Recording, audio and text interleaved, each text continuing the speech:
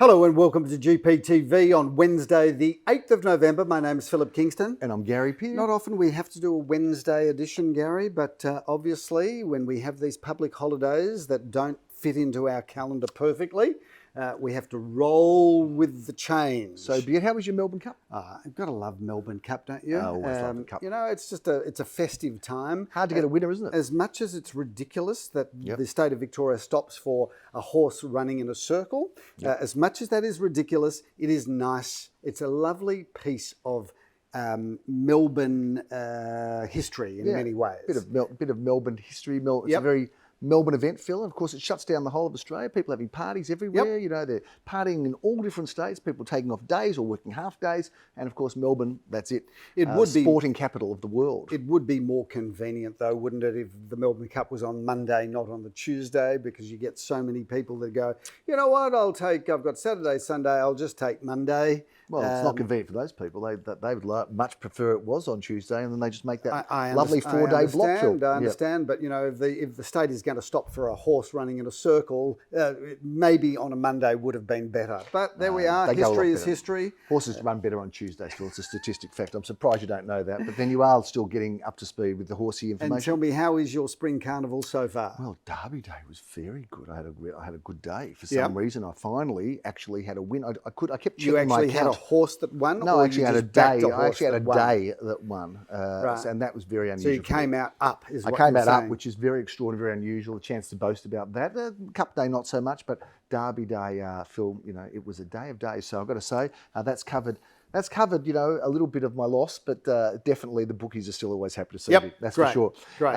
So between the two of us, we haven't had a winning year on the punt between the two of us. Anyway, let's put it that way. Anyway, obviously after Melbourne Cup, the real estate industry goes frenetic. We go crazy for the next 5 to 6 weeks. It's full, it's big, it's happening, and we are launching right into a very exciting, Phil, and very busy November. And I've got to say, it's going to be a bit of a thumping December, if I'm not mistaken. Your thoughts? Well, we've got a very kind calendar to us this year. You say kind? Well, it's kind because, you know, if you think about it, if the first Saturday was the 7th, right? Yeah. Then you go 7th, 14th, 21st. Yes. A lot of people say, oh, 21st, a little bit too close to Christmas. But this year we've got the 2nd, the 9th and the 16th. We do. We call that a real estate friendly December. We do. So we will be going well into that third weekend. That's for sure. Because Melburnians love to do what Melbournians love to do, which is buy and sell real estate or just go to open for inspections. Or auction hop. Or auction hop, that's right. And of course, you know, we love all those auction people that come,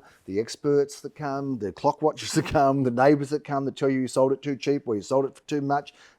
It's full of real estate experts, isn't it, Melbourne? So let's have a quick chat about the block, Gary. The block. Whew, what a season finale of the block. Well, you know, should I admit it or not? I didn't watch it, Phil. I didn't watch the block. I can't watch it because it's not a good show or whatever else, but, you know, I feel like it's...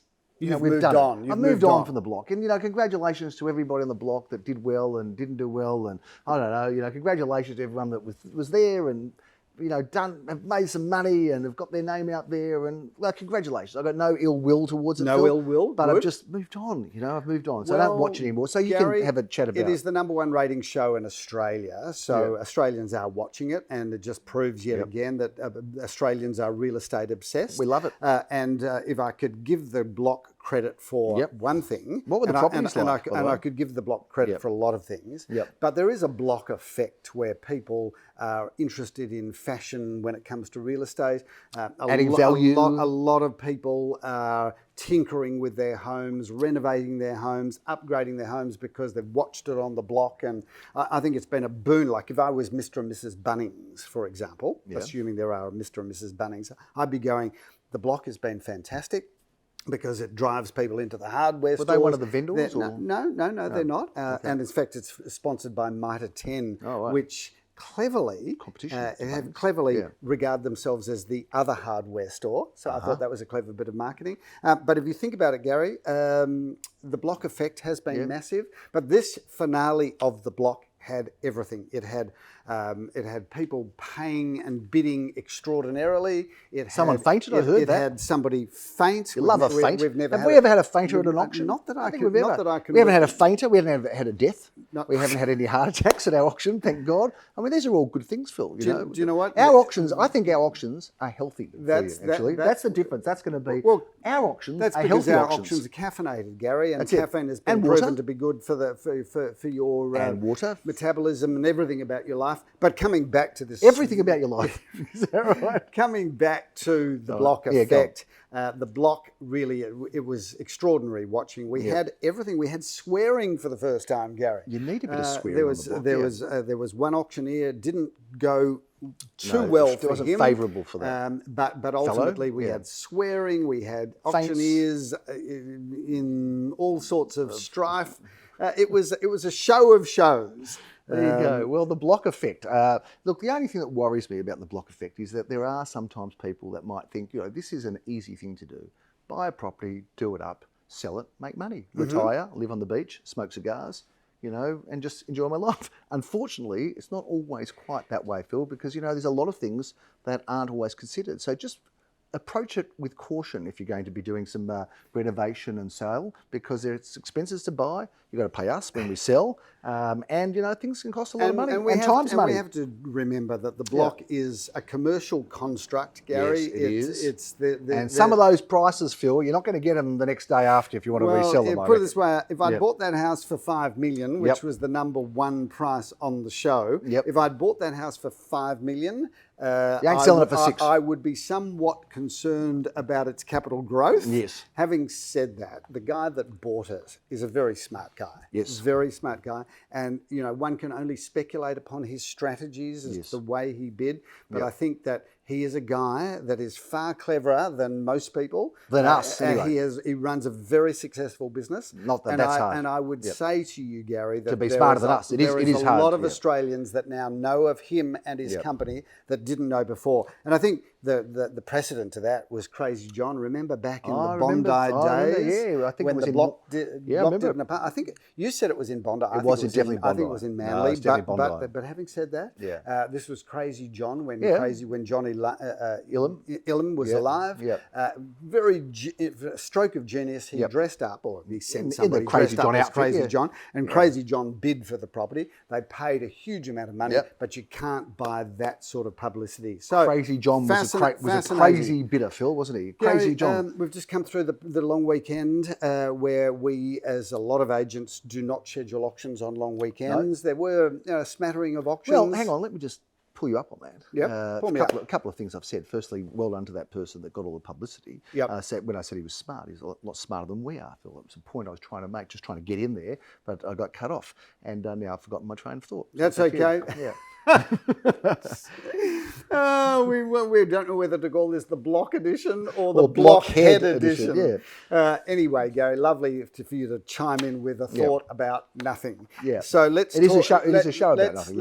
Let's talk about the fact that auctions in Melbourne dropped from kind of 1,500 to now 4. I remember what I was going to say. I better hurry up and say it. So you hold the thought. Hang on, no, I can't.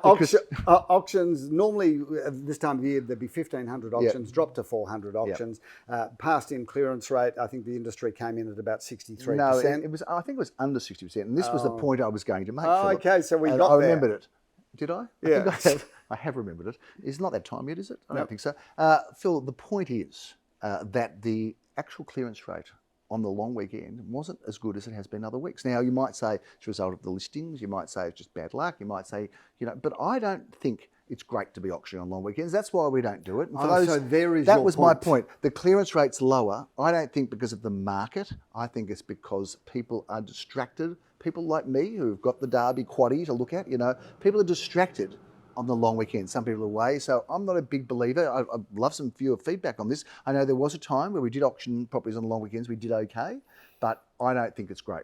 I'm just going to go out and sometimes you've got to stand for something. Well, Gary, you've got to believe in something. You do. I believe that long weekends aren't great for I think if that's what you stand for, if that's your... That's all. Nothing else. If that's your big rock, Gary. That's it. Your big that's rock, everything. Who am I to say what a useless big rock that is? If that's your big rock, one to say it. If that's your big rock, then, I'll touch that rock and Will go, you? fair enough. How are you going to touch it? You show Gary, me again? How was that? just like that. Hey, Okay. let's just talk about something completely away from the block, away from auctions. Well, it's relevant to auctions. Now, there's a discussion going on about disclosing reserves, Phil, and I like to bring this one, disclosing reserves. Is it good or is it not good? Now, you've got to stand for something, so don't give us a like, sit on the fence each way bet, right? You either think it's good or you don't think it's good, or you think maybe it could be okay in some circumstances. Over to you. On balance, I would say that the range should reflect a vendor's selling intentions. Yeah, no, right? but that's not what the No, point. I'll It's, get. do you have a reserve or not have a reserve disclosed? I'll get to the Yeah, well, point. people haven't got all day. I'll They've get to got the busy point. lives, I think the statement of information, the 10% range that we run, should reflect their seller's intentions. The reason I don't like the reserves is that this is a constant field of moving parts. Right, something can happen in the vendor's life that might want to change their mind on reserve. A sale might happen around the corner, either a very positive sale or a very negative sale. That's sale true. price. So again, there are so many moving parts. I don't think that there is a requirement or necessity to have the reserve out there, because it should be one that is fluid, but I think a well-crafted 10% range that truly reflects a vendor's selling intent, that is more than enough. Fair enough. Does that answer your question? Yeah, that's your opinion. how'd You're I go? entitled to it. Yep. Yeah, you went pretty good. Yep. I've got to say, I think I agree with you. I like to disagree with you because I enjoy that. Yep. Just even if I don't even believe As an it. intellectual pursuit.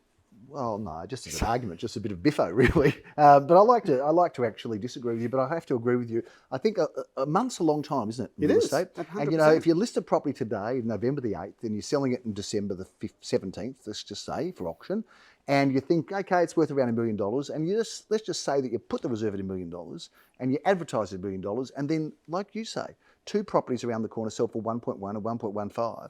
The vendor is entitled surely to say, I want to lift my reserve and change it. So Absolutely. then the whole game changes, doesn't it, Phil? Vendors' reserves change for a myriad of reasons. Yes.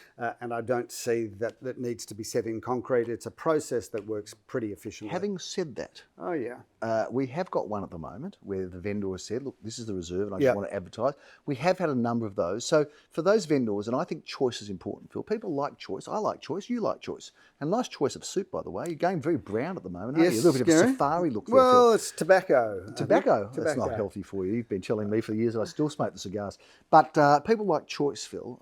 There's no question about that. And I think those people and those vendors that have sold and said, look, I want my reserve, we've run with those and they've been incredibly successful. Yep. So if you want to do it that way, that's okay. We're not going to fight you on it. If you give us a choice as to whether you should take that choice or not, we'll probably prefer the range. Would that be fair to say? Let's move on, Gary. Let's talk about the weekend that's coming up. Let's talk about the because week's coming. it's No a auctions massive weekend. last weekend, Phil. Nothing to review as we normally would. But we've got 28 auctions coming up. 28 of some of the finest, by the way, auctions that you could wish for, Phil. And we kick off on Saturday morning. We've got 4 of them at 10:30 a.m. Philip, Leo Samuel is going to kick off in Brighton. We've got a busy Brighton day in New Street, Brighton. What's new over there, Phil? Gary, what a great building this is, and what a fabulous apartment. 2 bedrooms, 1 bathroom, 1 car space. You've got to love that wraparound courtyard garden. A beautiful building, and New Street, what a great address. If you want to walk to the Caulfield Cup next year, Phil, you could do so from Estdale Road, which is just across the road. This is a great location. Number 62. In Estdale, north-facing courtyard garden, and walking distance to not only the racecourse, the new shopping centre,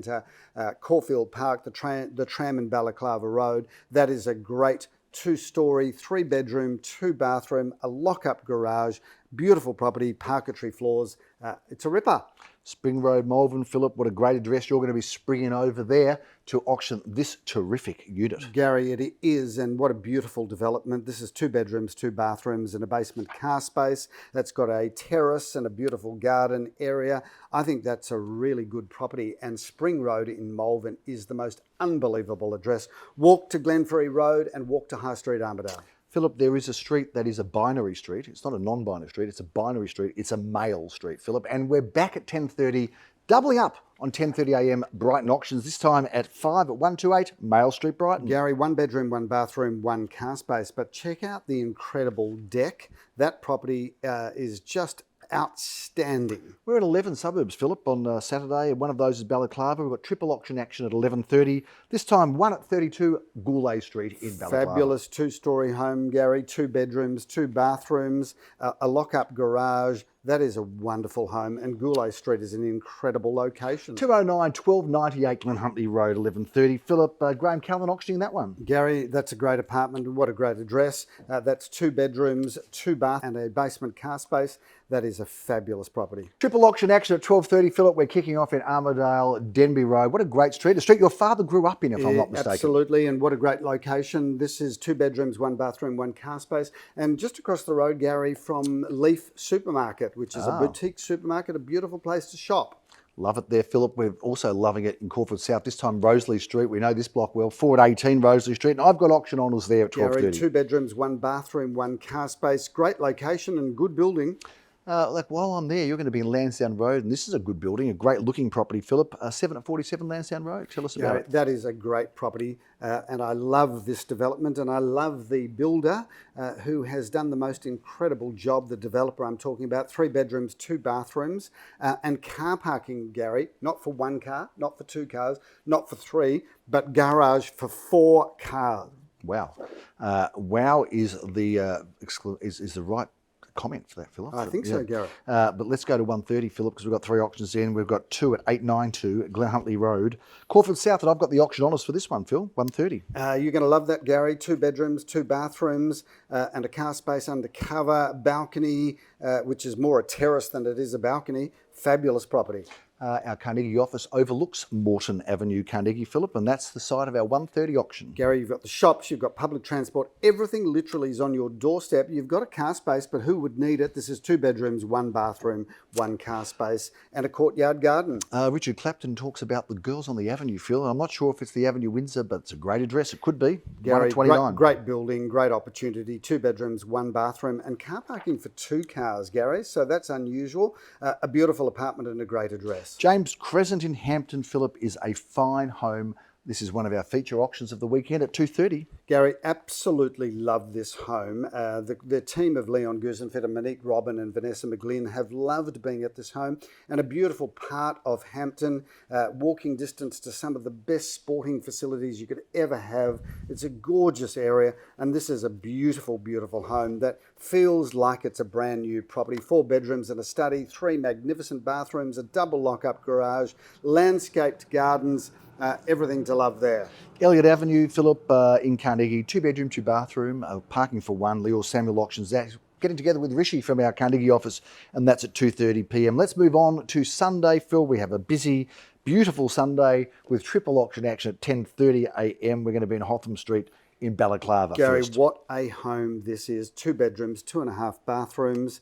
That is a fabulous home. That's really testament to what's great about living in the inner suburbs. Downshire Road, Phil, one of Elsternwick's best streets, and you'll be looking forward, no doubt, to doing the auction there at 10:30 a.m. Gary, this is a seriously beautiful home. 3 bedrooms and a study, 2.5 bathrooms, a double lock-up garage. That is a great property, and of course, we know Downshire is one of the best addresses of Elsternwick. 207 at 138 Glen Ira Road, Elsternwick, also at 10:30 a.m. Leo Samuel auctions this Gary, one. 1 bedroom, 1 bathroom, 1 car space, a storage cage, and that is a great property right on the corner of Hotham Street and Glen Ira Road, and you've got a supermarket downstairs. So, Gotta love that. do you ever have to leave the building? I think not. Definitely not, Philip. You could call that home, but you've just got to buy it first. We've got auctions at 11:30, 2 of them, Philip. One of the more popular auctions of the weekend is in Erseldune Street. Erseldune, Gary. Ben Rothschild, Darren Krongold have had the honours of handling this property. A beautiful, beautiful home. Absolutely magnificent.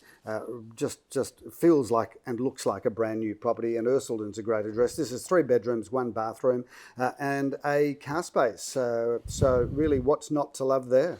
What's not to love in Kooyong Road, Philip, right down the bottom there, just near the buzz and hum of Martin Street and Gardenvale Road. We've got 526 Kooyong Road, which I have the auction honours of at 11:30 on 3 Sunday. bedrooms, 1 bathroom, plenty of off-street car parking, maybe for up to 3 or 4 cars. That is a wonderful property. Another classic offering to the market, Phil, 12:30. Auction honours belong to you in Webb Street in Central Caulfield. Gary, 4 bedrooms, a study, 3 bathrooms, plenty of off-street car parking, a double lock-up garage, a swimming pool, beautifully refurbished throughout, and Webb Street is the most incredible address. Now, I've had the pleasure of selling this property once before, Philip. It's a beautiful property. It's in a great position, Parkside, and it is Currawena Road, this time number 5A Currawena Road. Gary, that is a beautiful home, 4 bedrooms, 3 bathrooms, a lock-up garage, beautiful garden areas, and of course that location is second to none. Phil, Wander Road, I'm meeting up with Mark Kirkham. This is a wonderful single-level villa. I've had the pleasure of seeing through this at 12:30 p.m.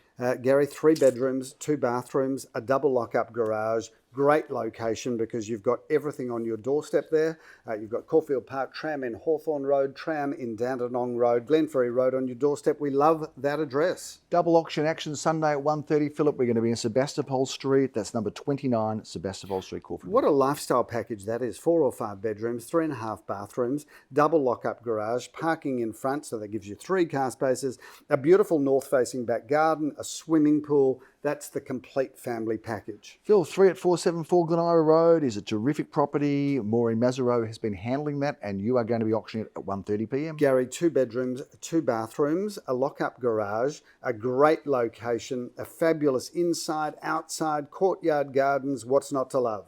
Phil, we've got double auction action at 2:30 p.m. We're going to be in Northcote Avenue. That's a terrific address, and looking forward to you doing the auction for that one. Gary, that is brand new, architect designed by Michael Wold and built by Olive Constructions. 4 bedrooms, 3.5 bathrooms, a lock-up garage, a lift, absolutely everything that opens and shuts. Truly magnificent. Great looking property, Philip, as is 34 Hawthorne Road, Caulfield North at 2:30 p.m. Incredible location there, Gary. 2 bedrooms, 1 bathrooms, off-street car parking via a carport, right of way at the rear. I love that location, and who doesn't love a Victorian terrace home? We're bringing down the curtain, Philip, at 3:30 p.m. This time we're going to be in Cambia Grove in Caulfield North. You're going to finish the day off with this terrific offering. We just sold a property in Cambia Grove, by the way. We did, Yep. Gary. This is a beautiful home, just magnificent. 4 bedrooms and a study, 3.5 bathrooms, double lock-up garage, the most incredible swimming pool. This is a house that is luxurious from the front door to the back fence and everything in between. There's so much I love about that home. The main bedroom's on the ground floor, looks straight into the pool. You've got this incredible home theatre upstairs. It really is the most extraordinary property, Gary. Certainly is, Phil. There's a lot going on. There's some great properties. That is a smorgasbord of fine offerings, Philip, that we are getting right into the depths of spring offering this weekend. We look forward to seeing you at our auctions or at our open for inspections. I sound like your video when you do a video tour, Phil. We look forward to seeing you at the auction or open for inspections. The kitchen's the epicenter of every home. Anyway, if you've stayed around watching this long, thank you for tuning in. I'm Gary Pearce. I'm Philip Kingston. Have a great week.